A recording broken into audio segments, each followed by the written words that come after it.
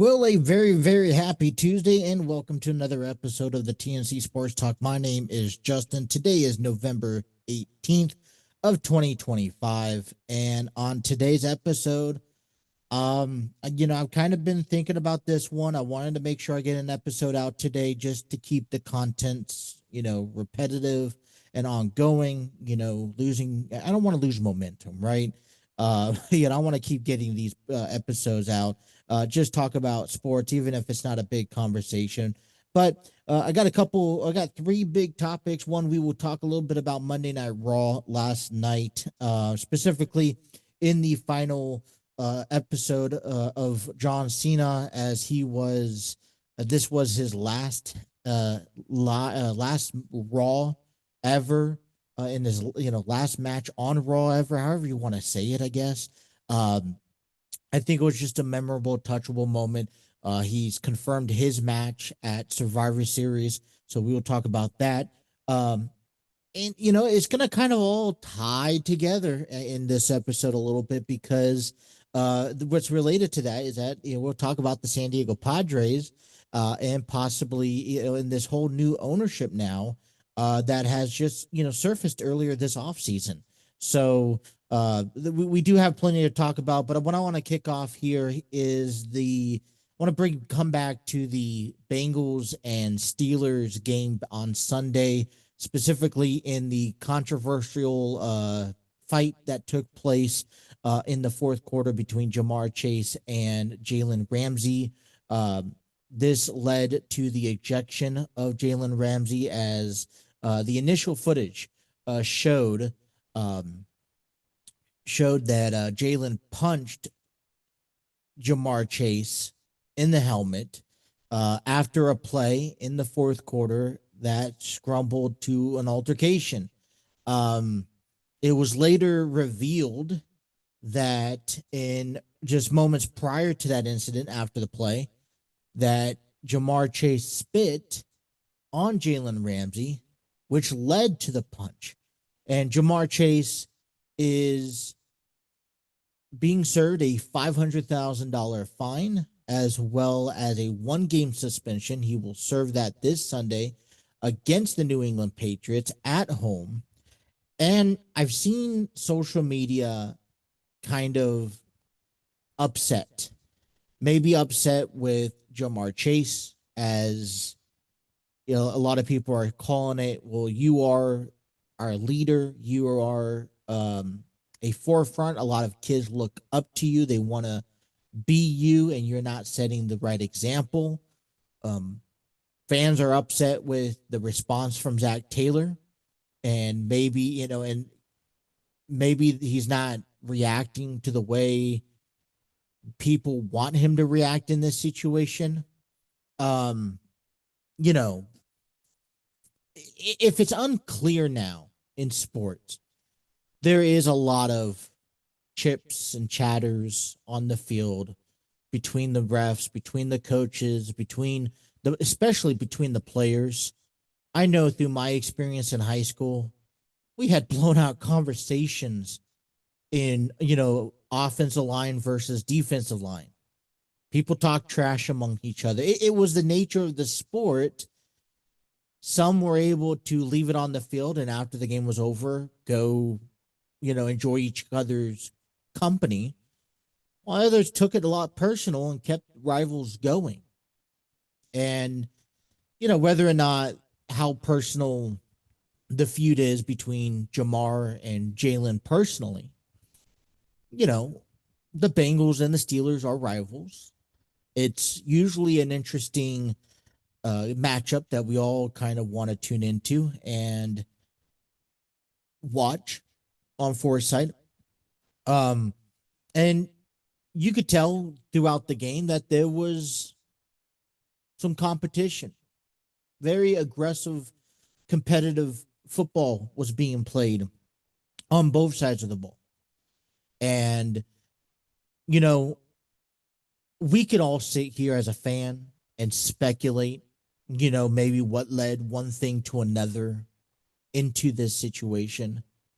But we weren't on the field. We don't know what was said. We're not going to get the truth out of it, to be honest.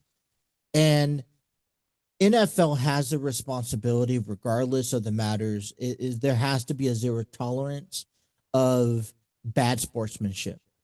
And when you get into a physical altercation like they did, and I would call even spitting, whether it was intentional or not, okay, whether you meant to land on Jalen Ramsey or not, the fact is that, it happened. And I think, like a lot of fans are saying, you are right. You know, um, this is a professional sport. Sometimes this does, emotions do get to the best of players in a negative way. And I do understand, if you are Jalen Ramsey, for the team, for him, you're playing really lights out football. You're maybe bragging, show off a little bit, um, because you've stopped a lot of, you've controlled a lot of the game defensively for the Steelers. And so if I'm, Jalen Ramsey, I can understand the hype, the brag. Hey, listen, I'm better. I'm basically better than you at this game. In this game, particularly, and there's, I have the right to show off a little bit and be aggressive about it.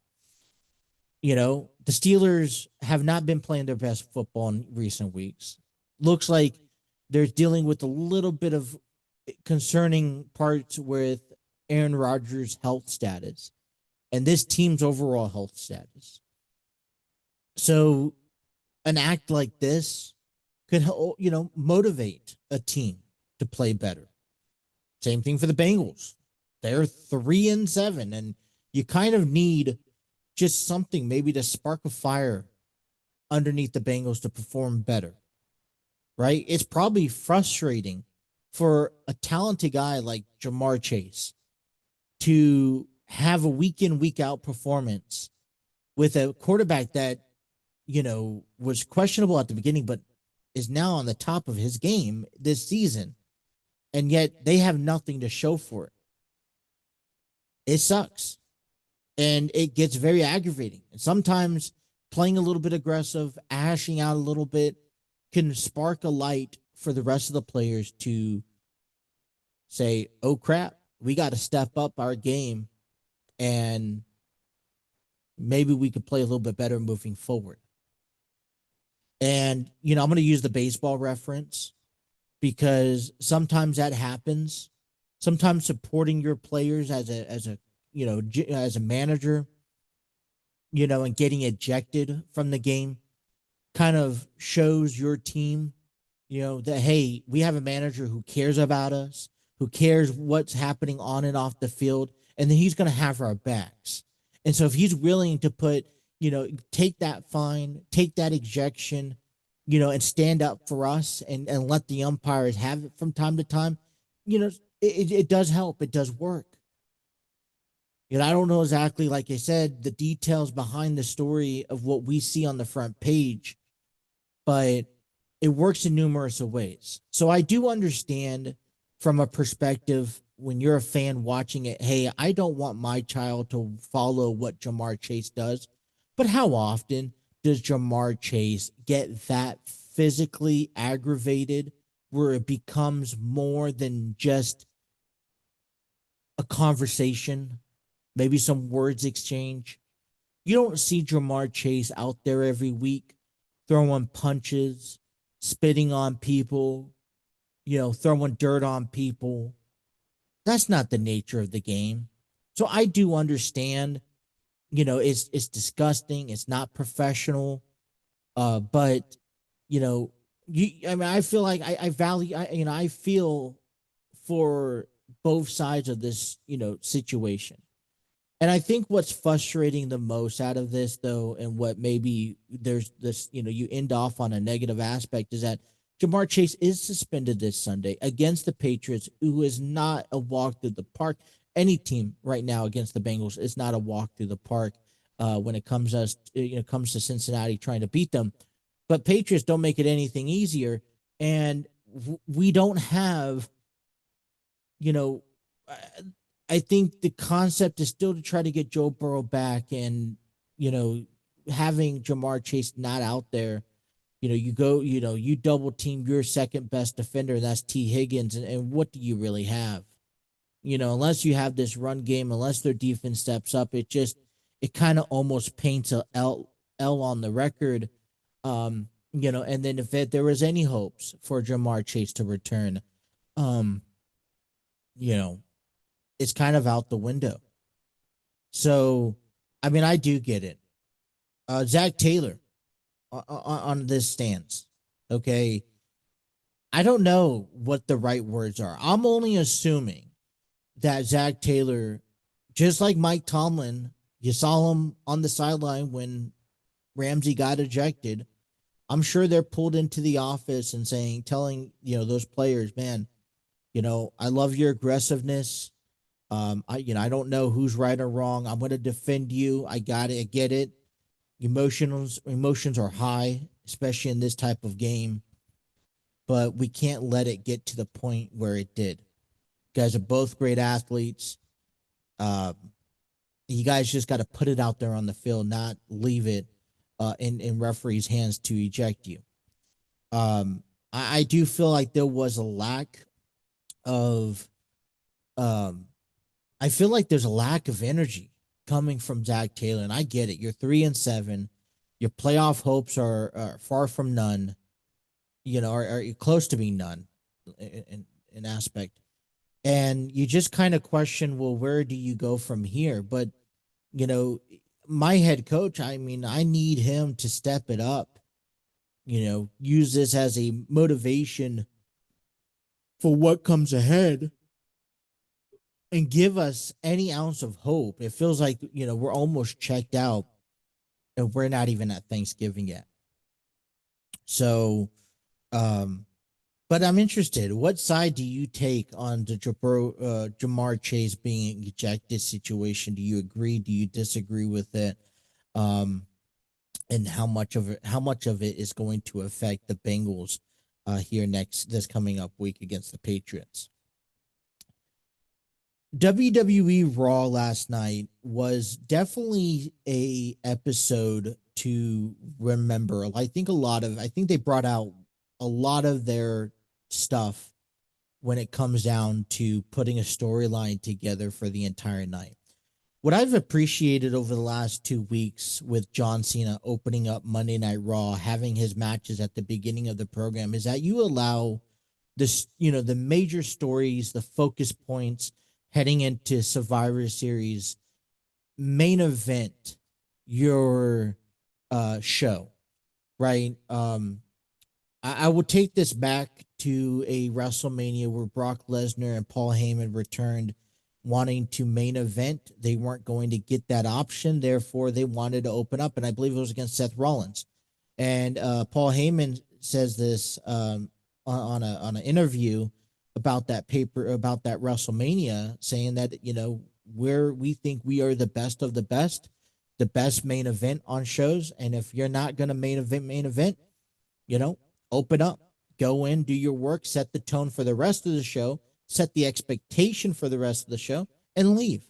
you know and I know this isn't, you kind of take it in, you soak it in, but John Cena, who could practically get everything and anything that he wants out of this, lines into, he could have made an event, you made the entire show about him, and he's just selfless. um his attitude, his generosity back to the company. And I think it was a bittersweet moment when you look back on it. You see him teaming up. You see him have um his promo, his interview or segment with you know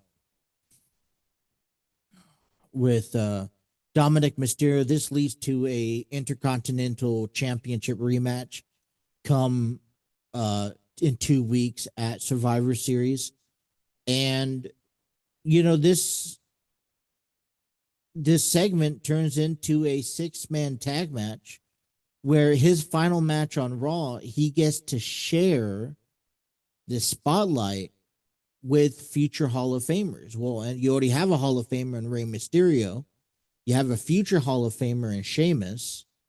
And what's unique about that is that Sheamus is in this John Cena tournament bracket to be his final opponent December 13th.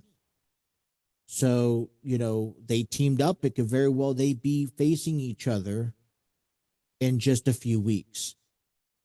You have Dominik Mysterio who's making an incredible run. And if his career ended today, I would argue that, maybe not first ballot, but Dominik Mysterio is making a Hall of Fame career, which I'm going to notate that down because I think, coming up here at the end of the year, beginning of new year, talking about Hall of Fames, what makes a Hall of Fame career, what would be categorized? Is it just winning championships? Or what type of legacy did you leave behind when you left the company? Finn Balor, another great candidate for a Hall of Fame personnel when his time is done. So my point is that John Cena shared the spotlight with already pre-existing and upcoming talent that can only benefit from this spotlight. Dominik Mysterio is showcasing this spotlight.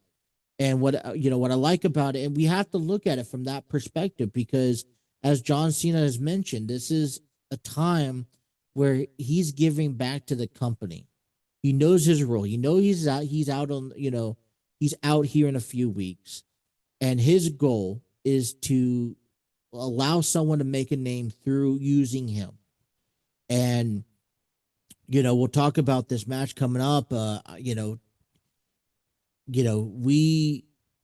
Mysterio has so much to gain, not just stepping foot into the ring with a classic, John Cena, but to be able to win. You'll win back the IC title. You'll also get the opportunity to beat John Cena, which not many young generational talent today get to add that name. You think of this upcoming recent list of you put together who's beaten John Cena. Cody Rhodes has beaten John Cena. Roman Reigns has beaten John Cena. Some of the best has beaten John Cena. He doesn't just roll over for anyone. It has to be good for business. So if if my prediction's correct, Dominik Mysterio wins the IC title back from John Cena at Survivor Series in San Diego, then it puts a lot on his career. I tell you that. But otherwise, it was a really good show. You saw Dolph Ziggler return, which was nice. I don't know what this deal is, officially. You know, but I'm glad to see guys like Zack Ryder and Dolph Ziggler being at least considered, whether or not they won or lost, given the opportunity to come back to WWE. Look, Zack Ryder, aka Matt Cardona, Dolph Ziggler, aka Nick Namath, they're talent. They're talented guys. And I don't know, and I don't see necessarily a future in the WWE, but they've done one hell of a job out there on the indie circuit, putting themselves together, climbing that ladder, making a name for themselves through TNA and ROH and any other independent wrestling companies you can think of. And to give that opportunity, to be given that opportunity to come back to the WWE and share a moment, be a part of a moment that highlights a Hall of Famer's career, I think is special. Would I like to see Zack Ryder back in the WWE? Sure.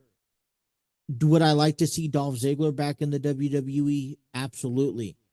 But I feel like they have deserved the position respectfully in taking major titles. So if you're going to bring Dolph Ziggler or Zack Ryder, Matt Cardona, or Nick Namath back to the WWE, they have to be successful.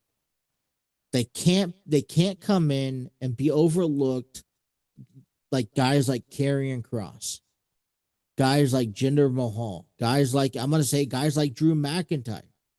They need to be in the main story on a weekly basis. And I think that that field right now is full in the WWE. You have Cody Rhodes, CM Punk, Jay Uso, Sami Zayn, Solo Sikoa, Drew McIntyre does fit that bill. LA Knight, let's not forget about him. Um, Logan Paul. I feel like that list is pretty already stacked. And that would be the reason, and I wouldn't accept anything less of Nick Namath or Matt Cardona returning on a full-time schedule unless it's at top of the division.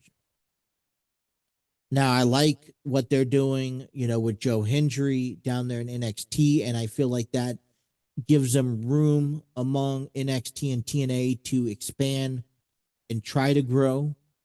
I like that. I say continue that, but you'd be dumbfounded to be come back in and just be another jobber.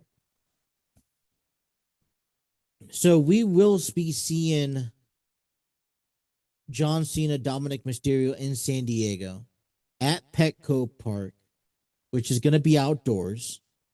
I hope the weather stands. I'm interested to see how the design of this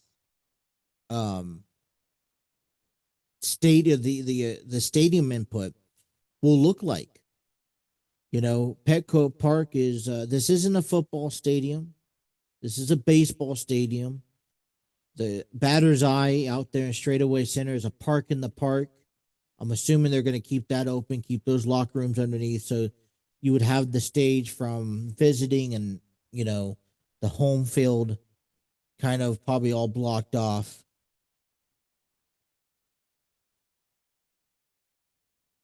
But I am interested to see what the setup is. And this actually has created a little bit more complicated time if you think about it, because earlier this off season for San Diego, matter of fact, about less than a month ago, the Padres, the Seidler family has announced that they will be selling the company. This was after a disappointing wild card series against the Cubs, where the Padres were eliminated from the postseason. Um, Mike Schmidt goes back into retirement and leaves the Padres as the manager.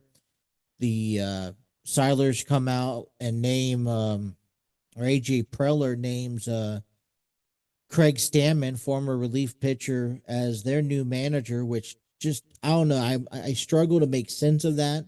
I called it out. I'm throwing it out, believing that it is a puppeteer move that you bring in you just bring in a guy who's not really known for his the position, but you want to fill the void. So he's a guy who's known in San Diego. He's played or used to play for the Padres a few years ago, and he may be a temporary solution, but he doesn't cross off any check marks with being a reason why the Padres should hire him. He's not. He doesn't fit. I mean, I don't believe he fits the culture with what the Padres are trying to do.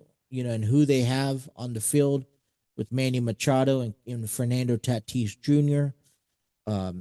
So there, I think there's a lot of speculations on why they brought him in, and I personally believe is that because he's not going to make the final decisions as manager. I think you have someone else, a puppet master up in the office, whether it's Preller, whether it's somebody else making moves. But then shortly after it, the Steelers announced that they are open to receiving offers for the San Diego Padres, which means the future for the Padres is up in the air. And a talented team that we have seen and been invested over the last, 5, 10 years, will more likely be broken down once again. And it's all because the Steelers are about the money, and it's nothing. Look, and I appreciate what they're doing. If they're not into baseball, Peter Seiler was the one who took the reins of being a professional baseball organization. If the family's not into baseball, their business is elsewhere. Take it, sell it to someone who's in baseball. And I feel like that's going to be up in the air. Hopefully, a deal gets done, and we feel comfortable. But you could feel when new ownership comes in. Usually, it's a tear down, um, and they implement their works. I'd be the first to jump and say, let me buy the San Diego Padres if I could. I'd spend whatever I could have left to purchase the Padres in a sense. And, growing up a San Diego fan. So, but I think I think it kind of guts you out as a baseball fan, just thinking that your team could be sold. You don't know if they're going to relocate. You don't know what that means for the future of the organization. You know, we talk. We sit here in Cincinnati, and I know in the previous years we've talked about the Castellinis not making the right decision, being a cheap market ball club, and we're saying, okay, let's get rid of them. But in hindsight, when if and when the Castellinis no longer own the Cincinnati Reds, what does that mean for the future of this rich baseball organization in Cincinnati? Do we really see this team up and move different locations? What does it mean for financial reasons? I know those are things that we struggle so much right now, but those are things that we take for granted, regardless of a win or lose factor. So, um, you know, I'm interested to discover more about the Padres situation and all that stuff. Well, that's all the time I have for our episode today. I want to thank everyone for tuning in. Thank you for wherever you guys are listening to our podcast. Be sure to check out our YouTube channel at the TNC Sports Talk YouTube channel for more content. Until next time, you guys have a wonderful rest of your day and take care.